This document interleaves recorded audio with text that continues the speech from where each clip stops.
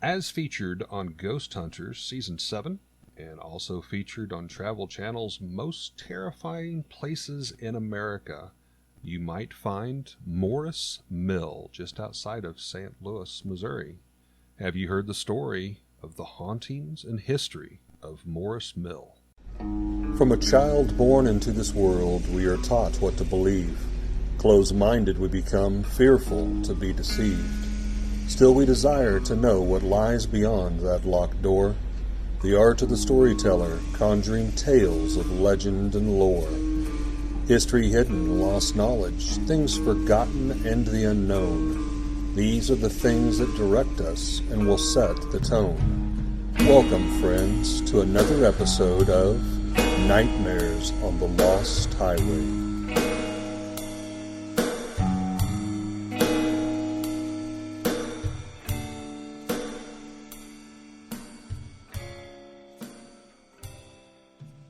Well, first off, Morse Mill, as I mentioned, was featured in Ghost Hunters. That was November 30th, 2011. Travel Channel's listed as Most Terrifying Places in America. The mill is located in Jefferson County, Missouri. That's near the small town of Hillsboro, just west of St. Louis. Interesting little fact, before we get into all the history, is going back to the earliest history. Jefferson County itself was founded back in 1799 by a man by the name of Francis Weidman, who was believed by many to be a sorcerer. According to his own brother John, he could conjure up the devil. Kind of creepy right off the bat. The original building was constructed in 1816 as a farmhouse, while the area was still ruled by the Spanish under the Louisiana Territory. John H. Morse purchased the structure in 1856, about 50 years later, and added to the structure that is now 5,300 square feet that you will find today. Mr. Morse was a bridge engineer and a Confederate sympathizer. He built a commercial grist mill right there on the adjacent Big River. He also built the nearby iron bridge that crosses the Big River, which you can still cross by foot today. All right, because he was a bridge engineer, it makes perfectly good sense. He was said to have used slave labor to quarry the stones for the building, and he would actually go on to become a state politician, owning at least 2 general stores, a contracting company, and a hotel. The home itself was a frequent stagecoach stop, and even after his death, it was a very popular riverside hotel for a retreat. Now, the Morse Mill has went through several changes in its life. It has been all of these things: a private home, a speakeasy, a brothel, a Confederate hospital, underground railroad stop, possibly on an Indian burial site, multiple murder scene locations, scene of multiple hangings, a Confederate rebel safe home, crime scene of several murders, a post office, and a halfway home. Definitely got a storied past. Oh my goodness. Transformation. Now, about visitors. During its main heyday, which I would consider 1920 to 1930s, the most elite of St. Louis often visited here. It was a close enough spot for a weekend retreat from the sweltering summers of St. Louis, where they enjoyed cool spring waters that fed the big river that flowed alongside of the hotel. The guests, however, even at that time, was from all over the world. Yeah, they would have guests from such varied places as Africa, Switzerland, Cuba, the Philippines, Bombay, India, London, England, Berlin, Germany, Austria, and Hong Kong. Exactly, all over the world. Now, I will say, one of the most interesting entries there in the guest books, which they still have, a lot of the originals, was from the time frame of September 5th, 1931, and it was labeled as Zarna, and her trained seal Suzanne visited that area. Many famous people had stayed here at the building at least once, some of them multiple times, one of those being a silent film actress Clara Bow, who also was the inspiration for the Betty Boop character. Yeah, you had Tom Mix, black and white cowboy star. Cowboy film star, absolutely. The pilot, Charles Lindbergh. Charlie Chaplin. Renowned, comedian. And womanizer, I'm told. Yeah, that was part of the story, that some of the nearby locals would talk about that old Charlie Chaplin and his womanizing ways. the gangster Al Capone, as well as the outlaw Jesse James and his brothers, who I read and researched are said to have worked with Mr. John Morse because of the Confederate connections back in the Civil War days. Well, here with Al Capone, I have that he used it as a common rest house, but also as a speakeasy and a place for gambling. And that the police knew that you didn't go to that neck of the woods. That was controlled, and that was not a place where they were wanted. I heard that as well, and they were also fearful of the local moonshiners that was in and around that area. Yeah. Now, on that note, with the gangster and the Al Capone days, I thought it was interesting. I found actually some newspaper clippings and stuff that was historical after the fact, but Capone was bragging that he served some great whiskey from the hotel there. Well, supposedly there's still some bottles in the region that came from Capone. That's still up on the shelves around in the area, and they've held on to it all those years. Yeah, that's crazy.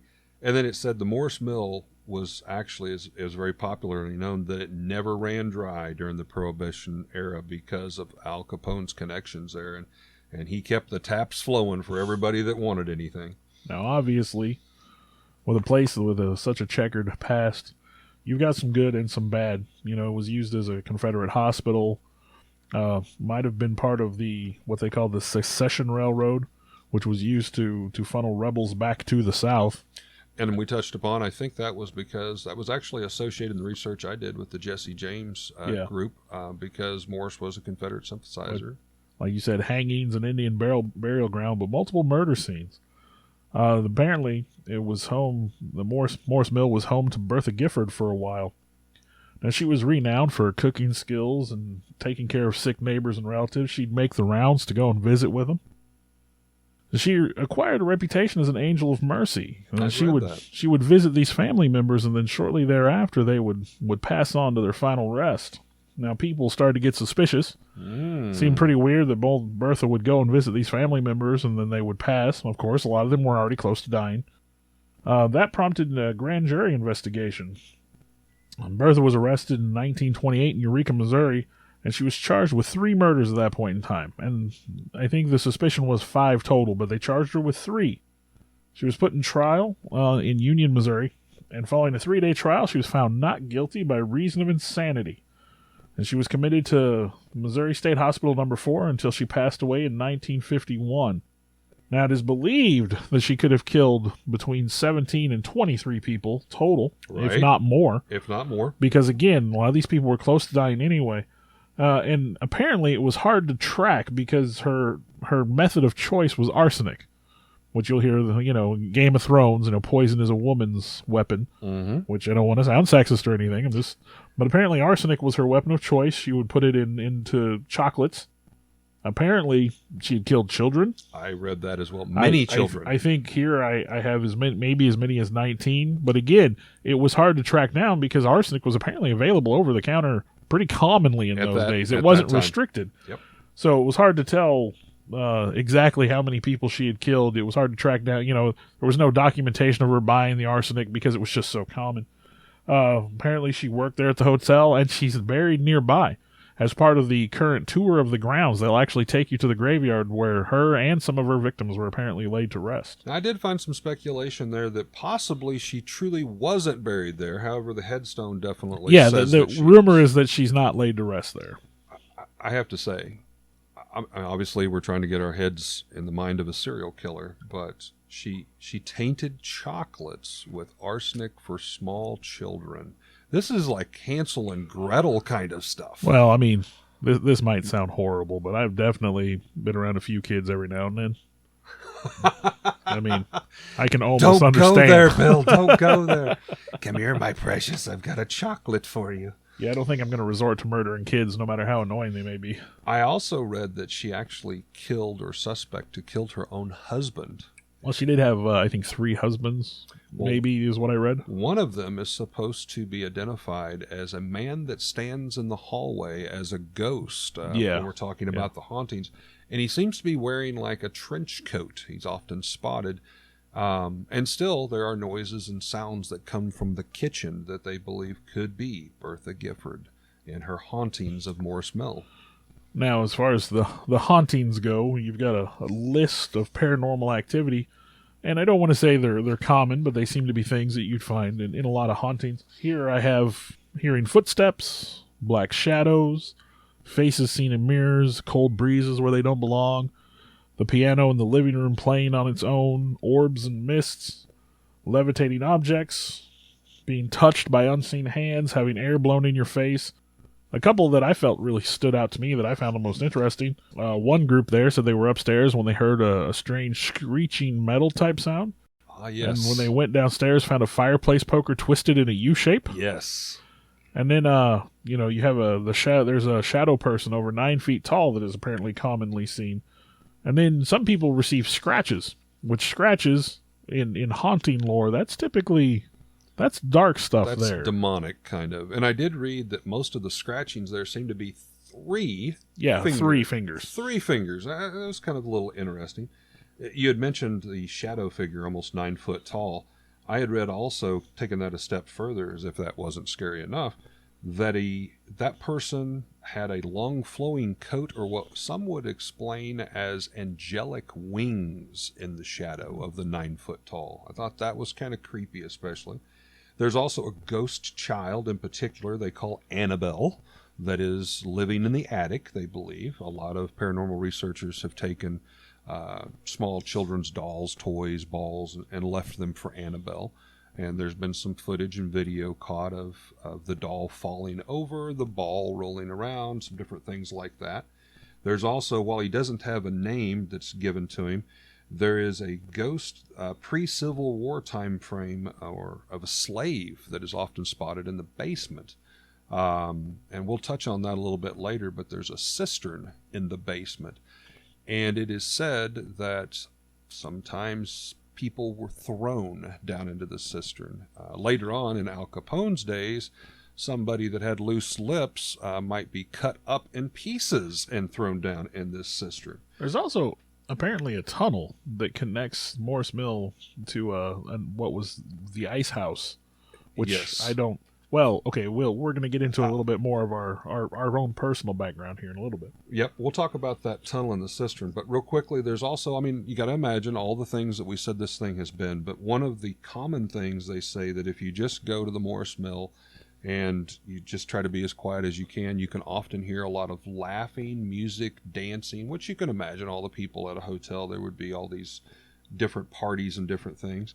Sounds of a stagecoach and horses coming up to the front of the hotel, which, as I mentioned, it was a very common stagecoach stop, especially so close in proximity to St. Louis.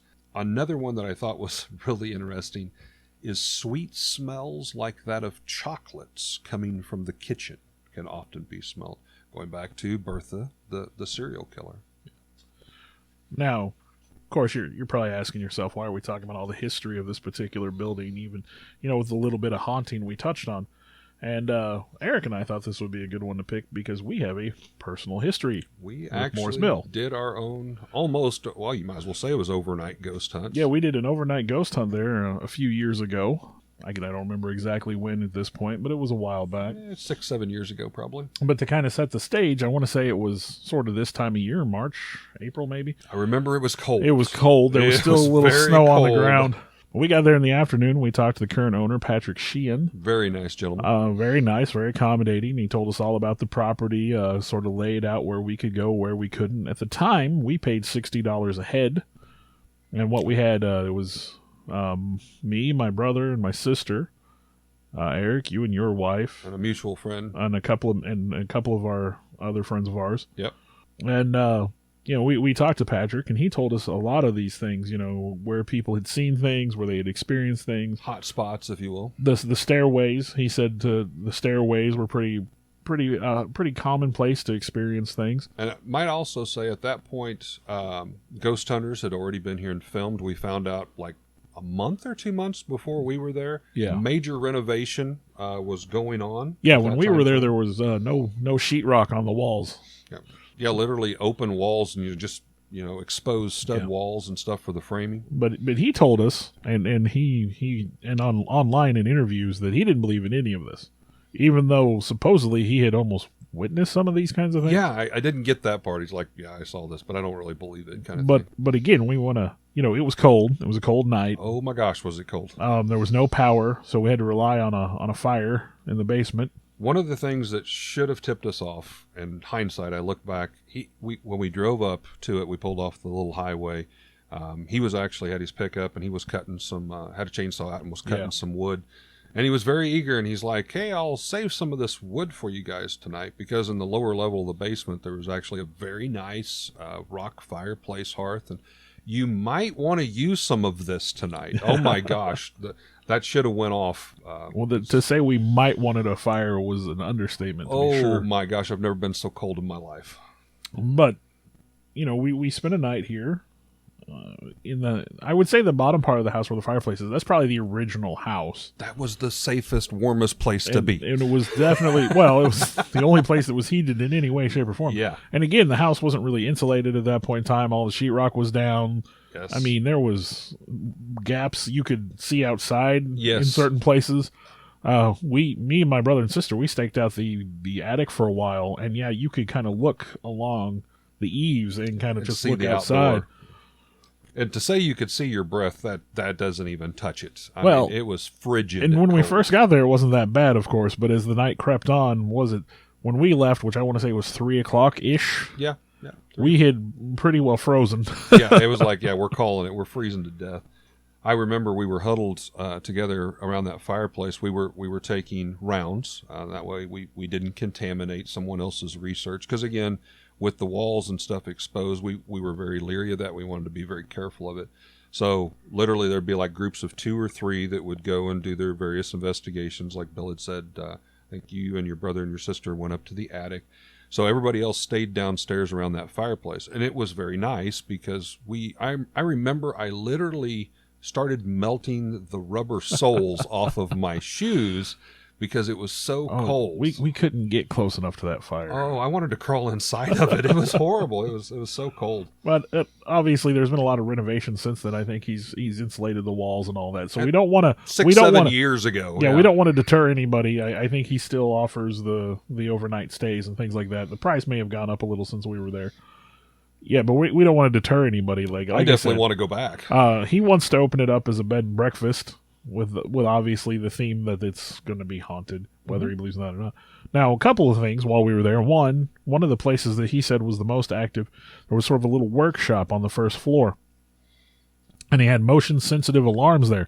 He said those alarms went off all the time. And he'd always have to go out and reset those alarms. And it was like the one room that he told us was off limits. Yeah, don't go in there. So the one place where there might be something happening, and it was like, don't go there. Yeah, don't go in there.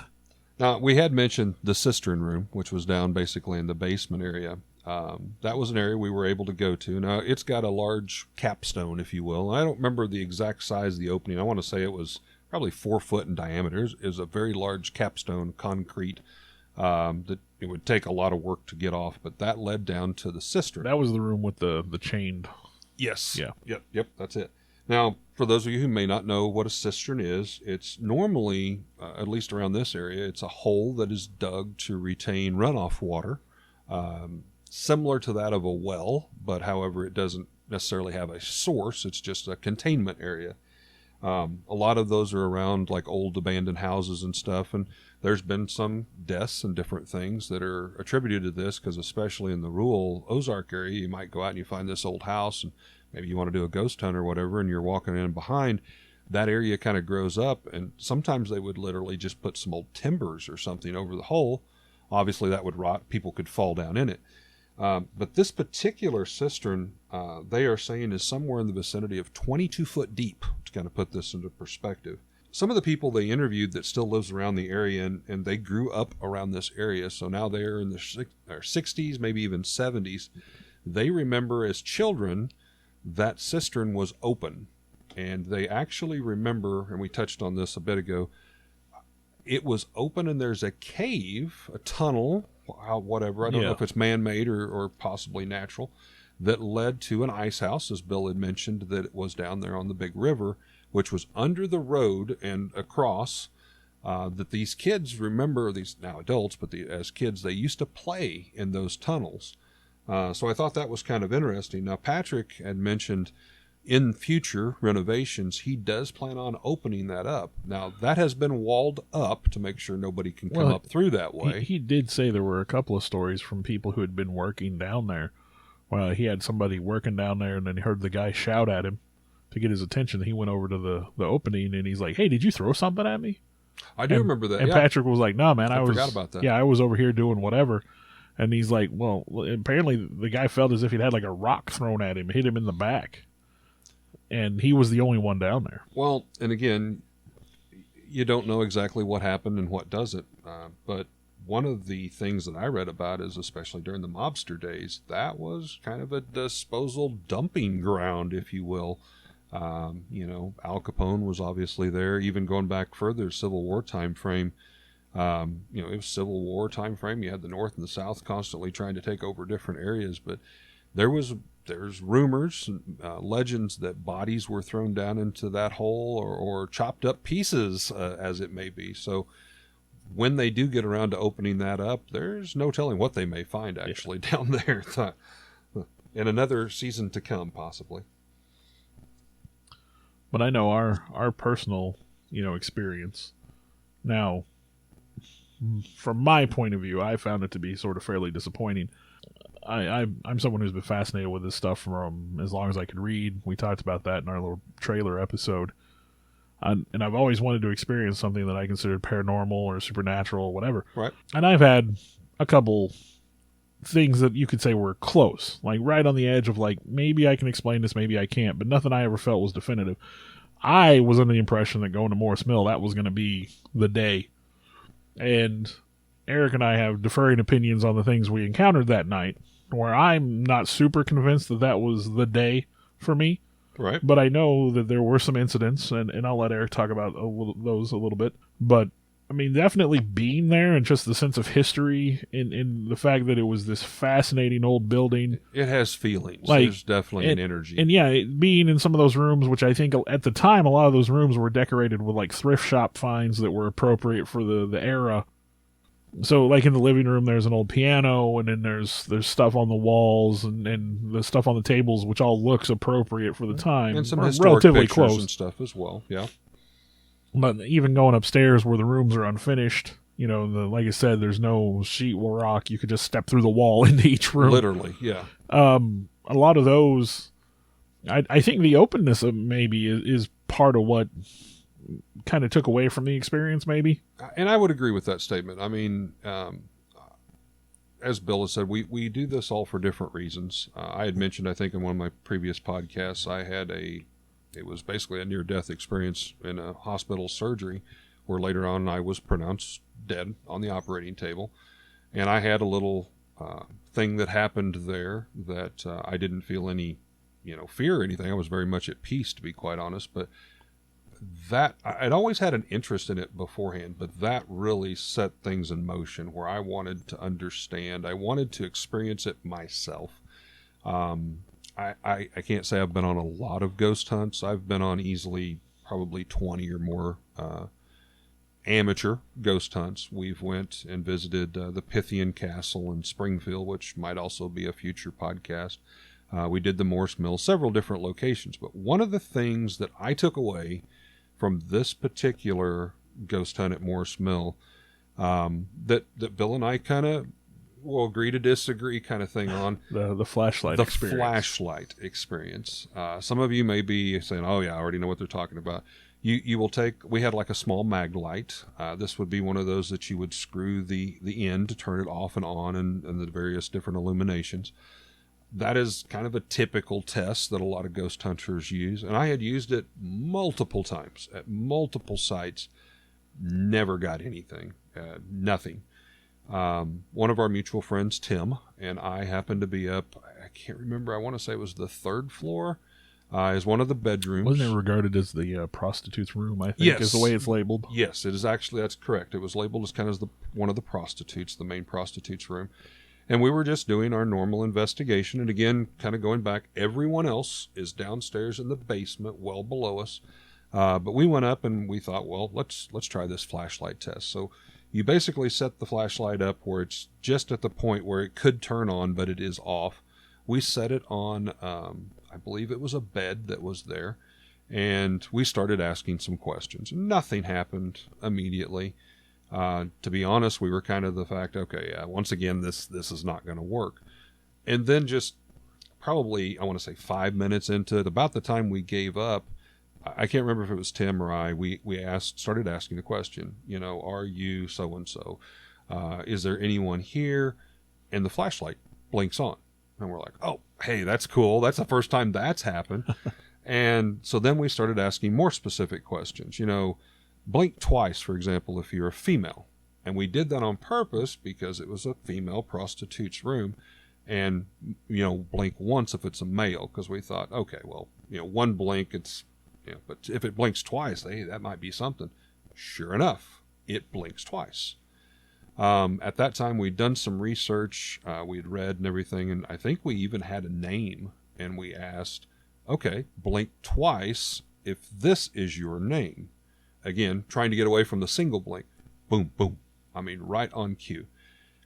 Tim and I, we spent probably the next 10 minutes literally just asking random questions, and right on cue, there was seconds of pause, and that was it. And then it's like, oh my gosh, this is really happening. This is working. This is really cool. So one of us stayed, and the other one went downstairs to get the rest of the group, because we were recording it, but we wanted everyone to be able to experience this. And I believe I was the one that stayed up there.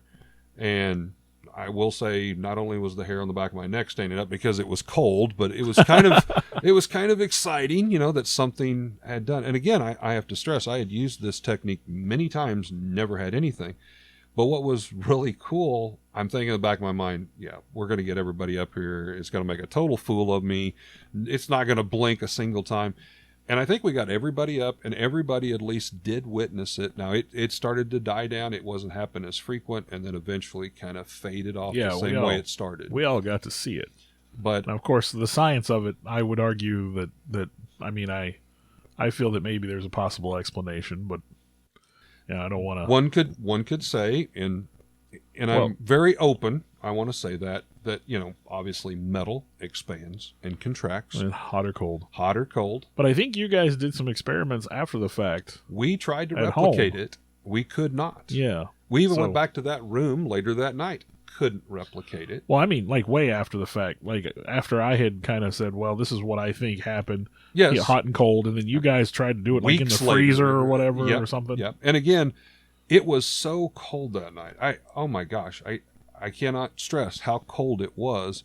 And that wasn't like our first room. It wasn't like we were down there in the fireplace and then ran upstairs I think the common descriptor that we've used over the years is it was cold enough to lose a particular body part if you're a man. So, and on that point, there was no indoor plumbing, of course. So another funny tale, there was an outhouse, porta potty, that was put out there, and it was quite the challenge. I have to go to the bathroom, but do you really have to go to the bathroom? Yeah, you had to make a choice. Was it that important? And then it was like, okay, buddy system, let's race out there. And you thought it was cold in the house. When you got outside, it was even colder. Yeah, we won't go into the details, but it was very cold. That's the thing. Like, we picked, we picked the worst possible weekend. Oh, my gosh. It seems like, it was cold. If we'd have waited a month, it wouldn't have been as bad.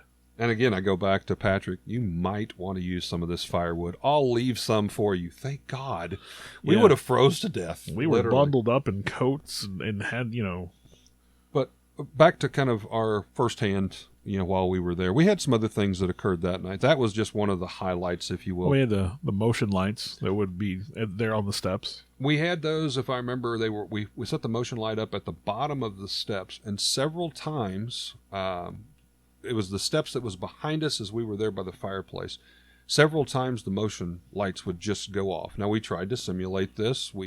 Obviously you could walk by it and it would go off. That's the purpose. But it was very nobody strange. Would be moving. Nobody would be even on that top floor. We're way above that. And see, that I can vouch for because we left that light set up the whole time. And when you were down there, you were just by the fire. You weren't moving. You were just trying to get warm. Yeah.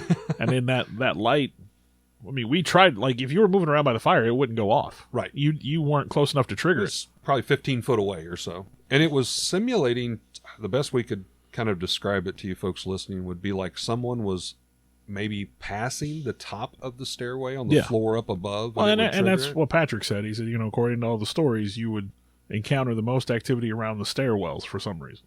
So we had the motion light that pretty well went off and on all night long. All night, yeah. That was pretty well a constant. I know you had mentioned you went up in the attic. Sarah and I spent some time up in the attic, my wife as well. I believe one of us had brought a couple toys. We did try to simulate that. We did not have any luck with that, personally. Well, me and my brother and sister did quite long EVP session that didn't bear any fruit for us. And again, we try to be very scientific about a lot of the stuff. As Bill mentioned, even up in the attic, and I remember this, you could look out, and the highway, rural highway, is not, I mean, it's within distance, and you could see outside through the on our roof recordings, you could hear traffic nearby rolling by.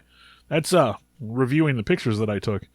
I found had a picture in the main sitting room that showed what I thought was a pair of eyes through the window. But then on hindsight, I realized, of course, the angle of the picture was actually, there was a gravel road on the other side of the river. And so I believe I had just captured a pair of taillights, which is why I never made a big deal about it, because it was so easy to debunk that as a pair of taillights through the window. It wasn't even worth mentioning. Now, of course, when I initially saw the picture, got a little excited. Got a little excited and made my hair stand on end. Because again, red eyes peeking through the window at you. That's a thing. That's scary. I don't know. A lot of people remember the Amityville Horror movie, the old one, but that's one of the scariest scenes in that one to me is when the eyes are looking at him through the window. And again, with most of the walls, if not all, being exposed basically to the stud framing, it does play tricks on you. I mean, you could have something obviously 40, 50 foot away that could shine through all the walls because you don't have the lath and the plaster or sheetrock or anything up. So it did kind of hamper our personal investigation, I felt a little bit. It was too easy to explain away anything that we caught, that was unexplained. And again, I think if you looked at like what he's done, I think he insulated the walls very thoroughly to try to maybe cut down on interference through the walls. Now, while we were there, I did make note, we did have a few things that was kind of what I call common stuff. We did have a door that creaked open in one particular case. But again, you have to consider, multi-hundred-year-old home, things are going to happen. Again, wind could be blowing through. So it was stuff that was pretty easily dismissed.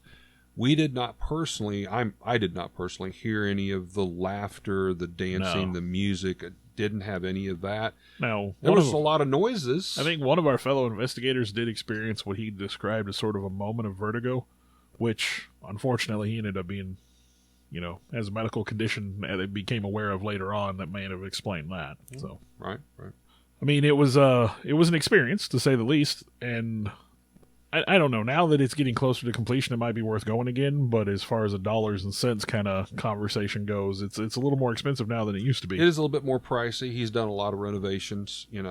He's made it a lot better.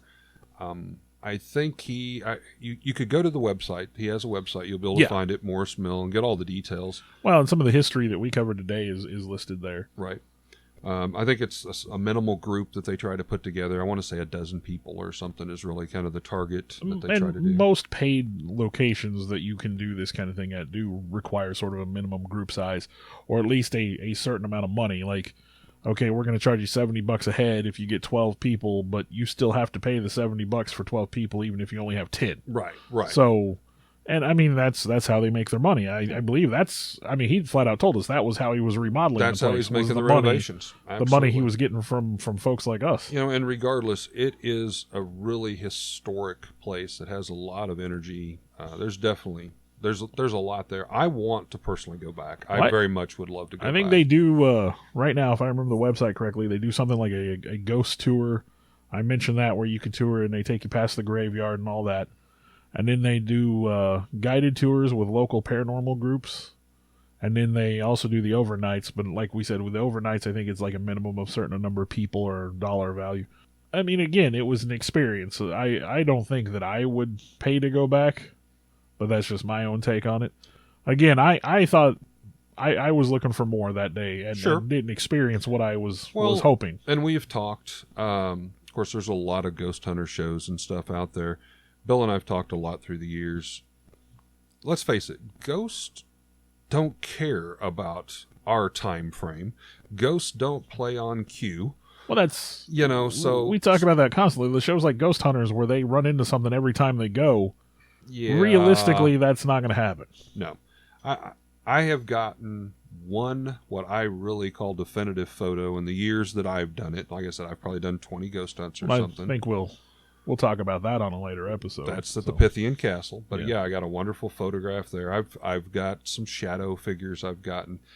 I think part of the problem with our particular visit to Morse Mill was simply the season that we chose to go. Well, we were The definitely condition of the renovations. we were definitely preoccupied with our own personal condition, which we were freezing. Maybe we missed some stuff because we were more, let's try to survive the night from not freezing to death. Well, it was an overnight visit. Like I said, we left like 2-3 o'clock because it was just so cold. We just got to the point where we're done. We We froze didn't out. want to stay. Yeah, we froze out. And it's like, yeah, we could have stayed till 6 or 7.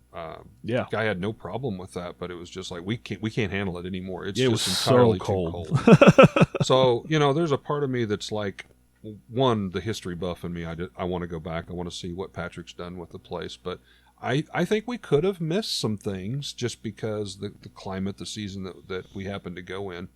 All right, Eric, you got me convinced. If you'll pay for it, When I win that lottery, hey, I got to we're admit, going. I do a lot of stuff if somebody else will pay for it. But anyhow, Morse Mill, just outside of St. Louis, a very historic place. And if you're looking it up, the name is in the process of changing. I think Patrick's calling it the Blue Lady now. The Blue Lady. So And I might also add, it's Morse. Morse, M-O-R-S-E, not Morris, like the feline cat Morris. It's Morse Mill, just outside of St. Louis. While we didn't necessarily have anything super substantial, I did like the flashlight ordeal. I'll throw that back in there again. Definitely, I think, worth a visit. Very cool place. This is just another example of something that you might find with our tales that we tell on Nightmares on the Lost Highway. I would like to thank Alex Tudor, who has been helping us a lot with our endeavors on this podcast. You could call him our producer at this point, I think. Our producer, electronic recording technician, he's the one that's setting up all the mics and the hardware in the background. And then Bill Weirs is going through, taking his time to try to clean and edit this up and give us the best possible version that we can present to you folks. Want to thank everybody involved with that.